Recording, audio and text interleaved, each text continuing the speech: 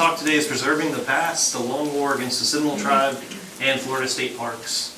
So as a uniform might tell you, I work for the Florida State Park Service. I'm a park ranger at Beulah Plantation Ruins Historic State Park. That's a Seminole War site. And today I'll be talking about the Seminole Wars. So just a little bit about me. I'm a park ranger. I work primarily at the Beulah Plantation Ruins. That is this wonderful place here. It's up in Flagler Beach. Some of the biggest sugar mill ruins around. Definitely recommend visiting. And I'll be speaking about that.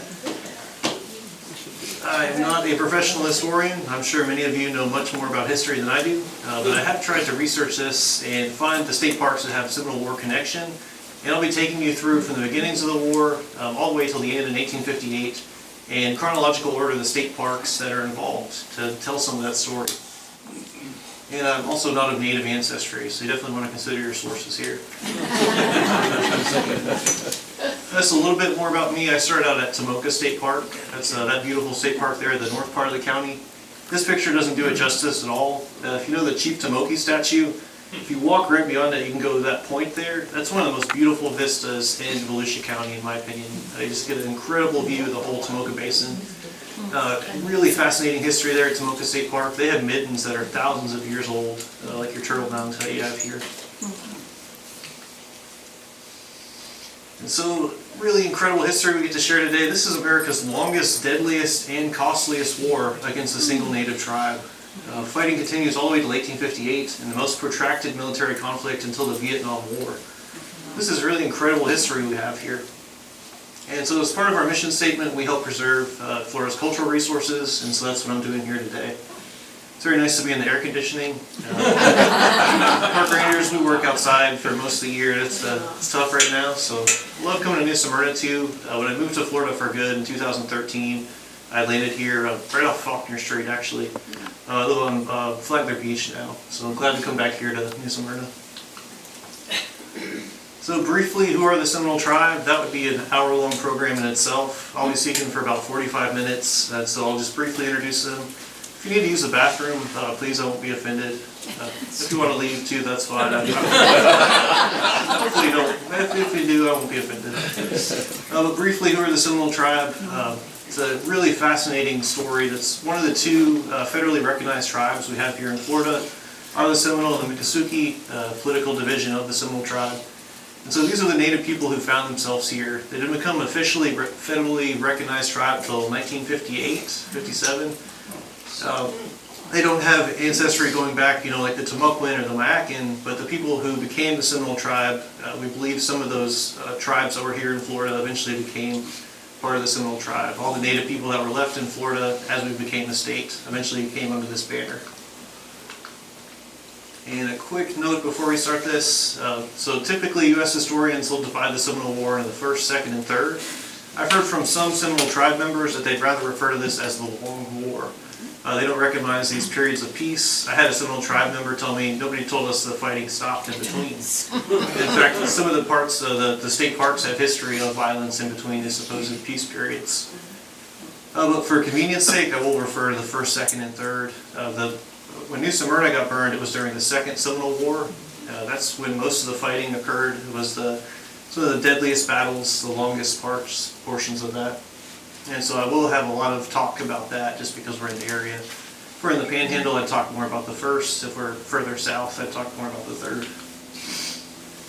So getting to the first state park, this one is not directly involved in the Seminole Wars. It's taken down in 1812, but it does sort of set up more of what is going on at the beginning of these wars. This is Fort Mose Historic State Park in St. Augustine. We just had an opening. They redid the fort, brand new, I think the beginning of May. You can go see the fort there up in St. Augustine. So we don't often think of Florida as being part of the Underground Railroad, but all the way up till we become U.S. territory, as African Americans are escaping slavery in the plantation south, they could find their way into Florida and have a symbol of hope there at Fort Mose. I believe if you pledge allegiance to Spain, if you convert to Roman Catholicism, 3 years of militia service, you are allowed to become a citizen of Spanish Florida. There was this idea of the Spanish, there's all those South Carolinians up there, and they're going to come in and take all our land away, so we need to arm whoever we can in defense against them. So they had Fort Mose. So starting off this war here, what is going on is people are starting to come down into Florida, and there's the fact that the Seminole tribe has been on some of the best agricultural and cattle grazing lands for generations. They've been set up here for a long time. They've got good trading relationships going on. And then like Fort Mose, there's this problem for southern plantation owners that we have these growing maroon communities. So people who have escaped plantation slavery made their way into Florida. They're assisted by the Seminole tribe at some points. They're trading with them, living alongside them. If you're a plantation owner in South Carolina, that's 250 miles away, that's a big threat to you if your workforce can simply abscond to Florida. But the main reason given for the outbreak of these fights is to pacify these wild and uncivilized savages. Get into the first Seminole War here. Andrew Jackson is rolling into Florida, and anywhere he finds Seminole villages, he's burning them to the ground. The Seminole, having been established here for generations, they've got 2-story log cabins. They've got lots of agricultural cattle grazing land, and wherever Jackson can find them, he is releasing war against them. Andrew Jackson there. Ecofina River State Park up in the Panhandle, that's one of the ones involved in this first Seminole War. Peter McQueen, he is a Red Stick prophet. He is part of the Red Stick Rebellion that took place in Alabama. So there is these wars Jackson was fighting in the War of 1812, where there's the Red Stick Rebellion, the Creek Civil War, and the Creeks who, at the end of this war, don't want to acquiesce to Jackson, find their way into Florida. And they swell the numbers of the Seminole. I've heard 2 to 1, the Red Sticks to the Seminole. So they greatly increase the fighting power of the Seminole. Peter McQueen is there. He, I believe, was part of the Fort Mims massacre, one of the deadliest frontier massacres. Jackson really wanted to get McQueen, as I understand it. And he actually left to Florida. His village is burned, but he went down to Tampa, and it escaped Jackson. I believe he died in Tampa of old age. San Marcos, the Appalachia Historic State Park. That was a Spanish fort that Jackson took over while this was going on. 1822, we become a U.S. territory, ending 297 years of Spanish Florida. It's longer than we've been a state, of course. We've got East and West Florida. That beautiful St. Mary's River is no longer an international border. It is now another U.S. territory.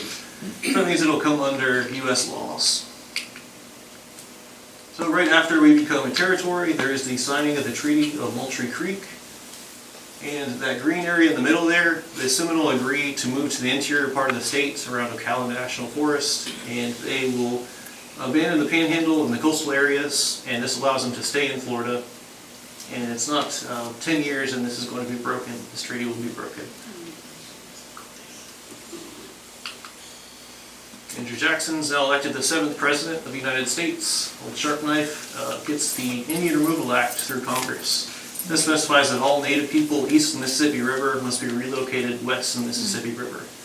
And as a U.S. territory, the Seminole are going to be subject to that.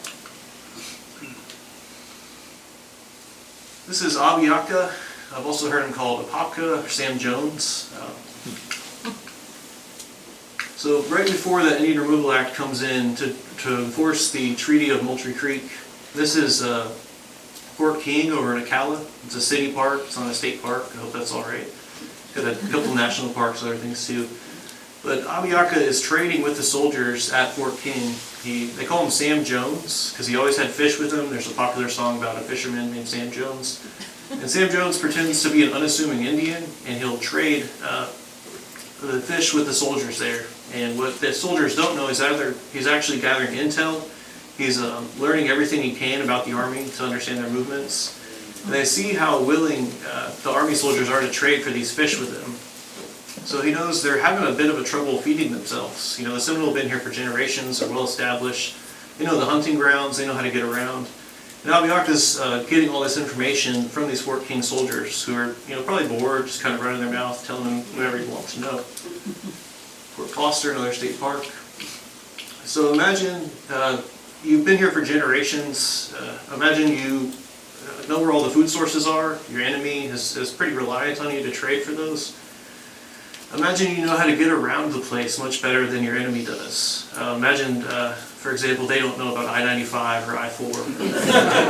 They do, because the Seminole, they had dugout canoes. They could get around the waterways.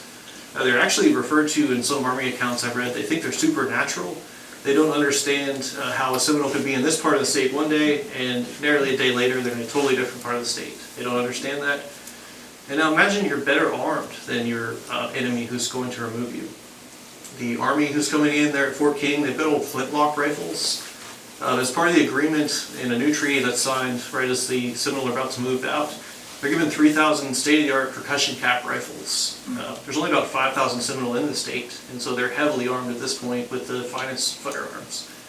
So imagine you're in that situation and somebody tells you you have to leave your home. So this is going to be the outbreak of the Second Seminole War, as it's called.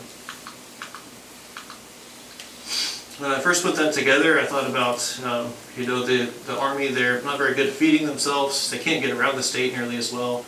And yet they have very strong ideas about what the Seminole have to do. And I thought that's kind of like my 3-year-old daughter, Ruthie, because she can't feed herself, can't get around on her own, but she'll tell me what to do sometime. I don't want to carry that so far. It's a very different situation. So the Seminole are given a deadline. That previous treaty they have is going to be broken. They're given a deadline to show up here in the banks of the St. Johns River or in Tampa Bay, and they will be removed from the state for that westward movement. So this leads to Dade's Battlefield Historic State Park.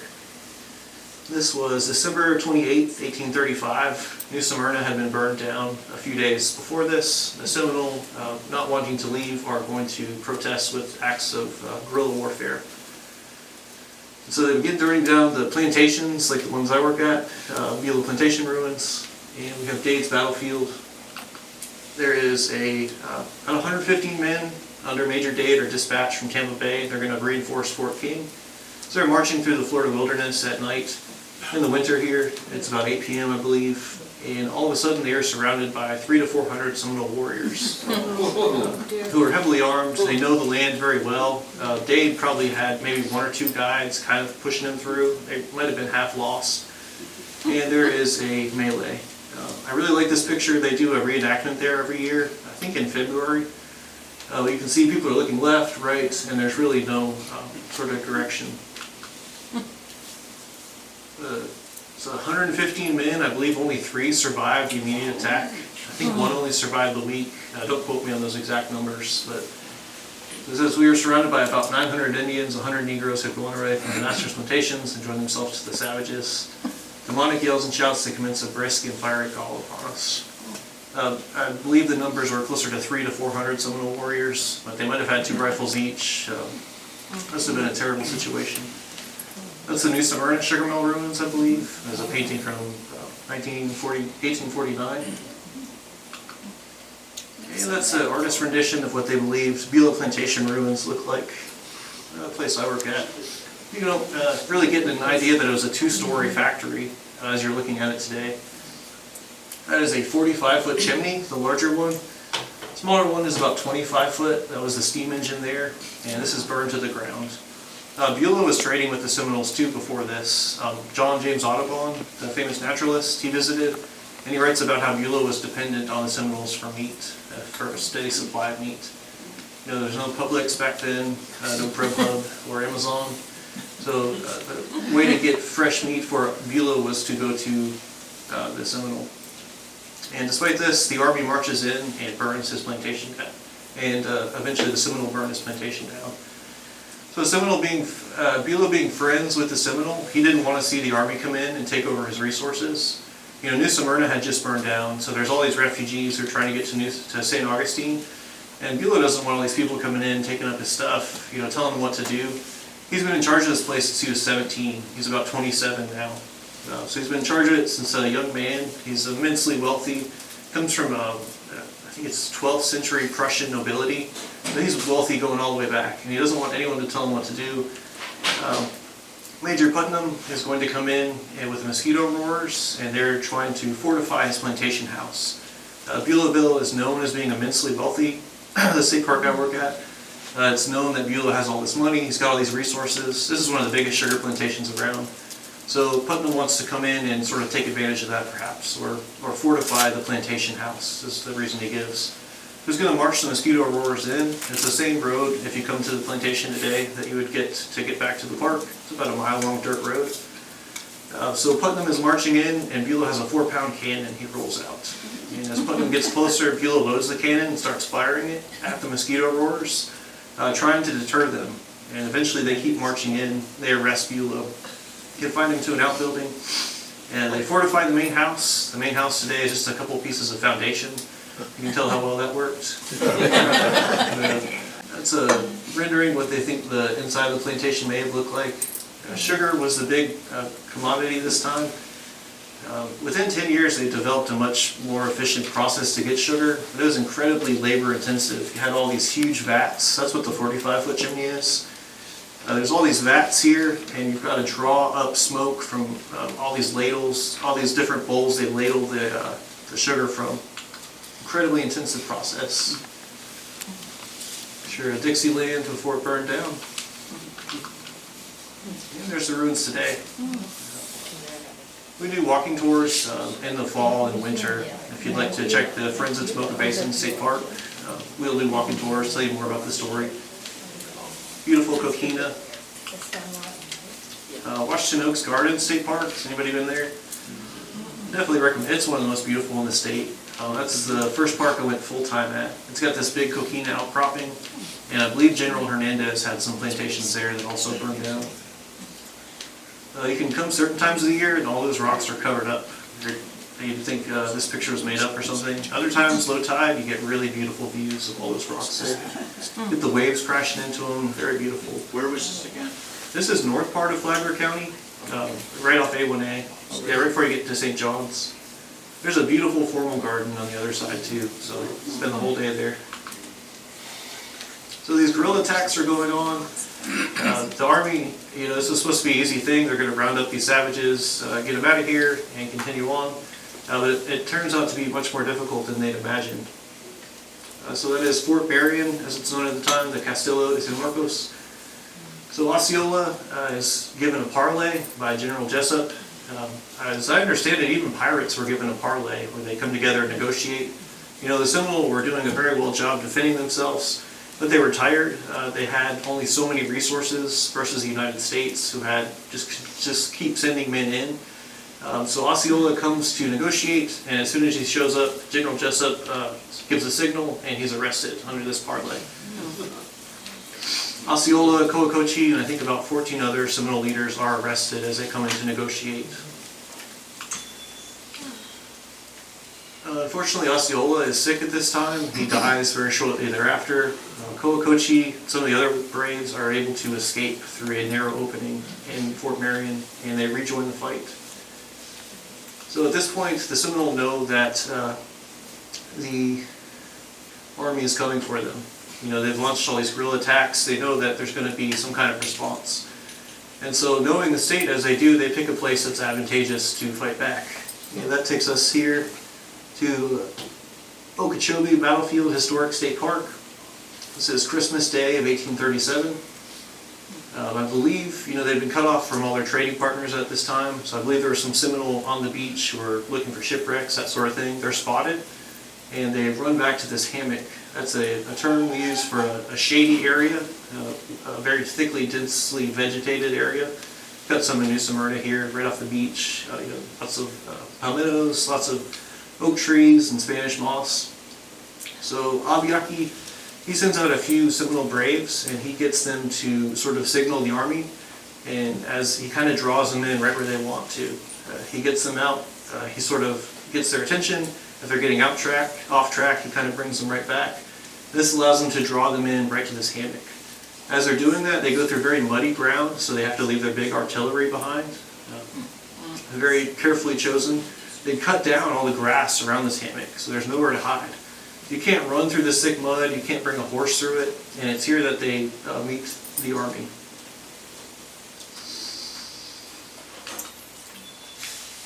One second.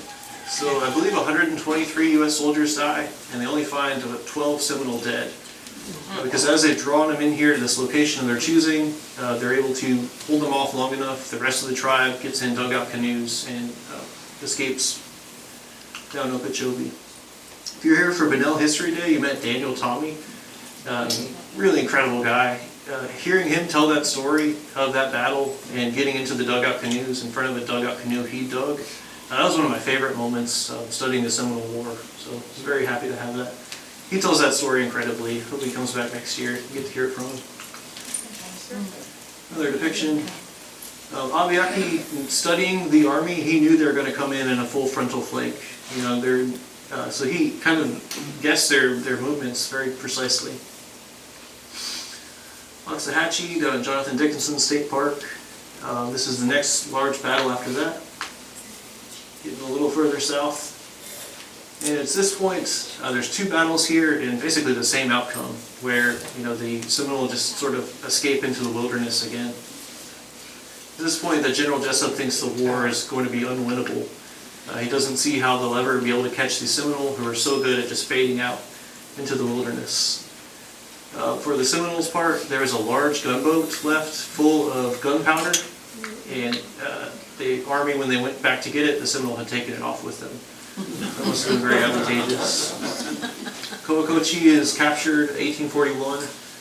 Wildcat, a really incredible statement that he left on July 4th, which wasn't lost to observers at the time. They write about how, maybe comparisons here they can make. Those are up to you. Asked for a small piece of these lands, enough to plant and live upon far south, the spot where I could place the ashes of my kindred. And I feel the irons in my heart. He's placing irons, put on a ship, and they get him to get several other Seminole that are going to be moved to Indian Territory. Coacochee's history goes on a lot longer after that. So at this point, 1842, the Army decides they won the war. There's still several Seminole out there. And remember, their fighting goes all the way till 1858. This is Indian Key. We're much further south now. The Seminole attacked this island. It was a shipwrecker's island at the time. So I guess the old maritime law was if you finders keepers, any boats, golds, anything out there. I think it's changed since then significantly. This is known to be a place with a lot of wealth, so the Seminole attacked this. This is Payne's Creek State Park over in Bowling Green. So now there's about 700 Seminole left, I believe, in the state. Billy Bowlegs is leading them. There's increasing incursions into the Seminole land. The settlers come in, shoot their cattle, steal their cattle, take their land, and Bowlegs is pressed to fight back, and he holds off for a very long time. Does anybody know the man on the right? Jefferson Davis. Jefferson Davis, yeah, he is leading the effort now in this third Seminole War. He's with the White House in the War Department at this point. This is sometimes called Billy Bowlegs' War. If you ever read A Land Remembered, that wonderful book? There's a really great, in the first chapter, they talk about how this war starts. There's some army soldiers who are out walking through the land surveying. They see Bowlegs' garden that must have been bored. They just start chopping down his banana trees. They play target practice with his pumpkins, and this sets off war again. This is Collier Seminole State Park down in Naples. And this is the most intense fighting occurs in this area. Does anybody know that guy? That's a tougher one. That's Abner Doubleday. So he is a captain. He becomes a general in the Civil War. He's known as the hero of Fort Sumter. He fired the first shots for the Union in the Battle of Fort Sumter at the onset of the Civil War. And he wrote a really self-reflective journal. It was really wonderful. He says, they knew they could outrun and easily escape pursuit, and they therefore were not afraid of us at all. He spends most of his time just trying to build roads down here. They're trying to build maps and roads to get an idea of where these Seminole are. And look at that number there. More than $100,000 to capture and kill one Indian is his estimation there at the time. So no offense to the people who've tried, but when you put the numbers down, it's pretty daunting. So now we'll get to Egmont Key State Park. This is over by St. Petersburg, I believe. So at the Indian Removal Act, they'd gathered the Seminole around. They weren't really viewed as enemy combatants at this point. But as they gathered up about 700 of them, Abiaka Osceola just led them back into the wilderness. At this point, they're in walls. They're kept in prisons here at Edmont Key. So that is the view that a lot of Seminole would have had. They never saw Florida again as they're moved to Indian Territory. So the fighting ends 1858. Polly Parker, I might say this wrong, Ima Tole. She has a really incredible story. So the last deportation boat leaves Egmont Key 1858. Her and 6 other women, as the boat stops to refuel, they escape from the boat and they walk over 450 miles to Abiaki, who is out in the Florida Everglades. So even though Billy Bowlegs has surrendered, Abiaki is still out there. He's got about 200 to 300 Seminole with him, and they're written off as dead. They don't think that anyone could possibly survive down there, so they declare the war over. But today, the descendants of these 200 to 300 are the present Seminole tribe of Florida that we have. I can only imagine what that homecoming must have been like. You know, you've got Abiaki, he's got 200 to 300 people, and the sight of these 7 women coming in, and what that must have meant to the survival of their tribe. So today the Seminole tribe are one of the wealthiest tribes in the United States. I looked it up before they started online sports betting. They were like number 9, I believe, and now they have online sports betting in Florida. They do a great effort to support Florida state parks. They help us out with a good deal. So very happy. I hope that continues in the future. You know, less than 200 years after the bullets stop flying.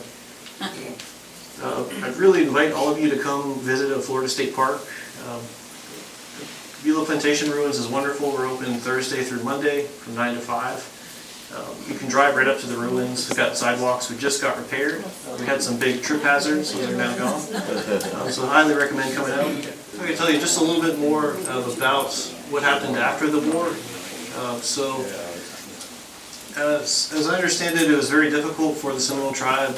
They weren't even allowed to own a single cattle by some of the cracker cowboys who were down here. They were viewed as not supposed to be in the state, so if they had even a single cattle on them, there were people who would kill or hang them or beat them. So they had to go into hiding for a long time. They did ally with some of the cracker cowboys down here, as I understand it, trading their kunti flour for different things they could get like that. Abiaki, he lived to over 100. He stayed through the entirety of this fighting.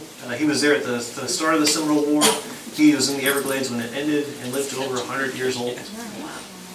So the tribe then got into tourism. They were some of the first tourism in our state, alligator wrestling, different crafts and stuff they sold.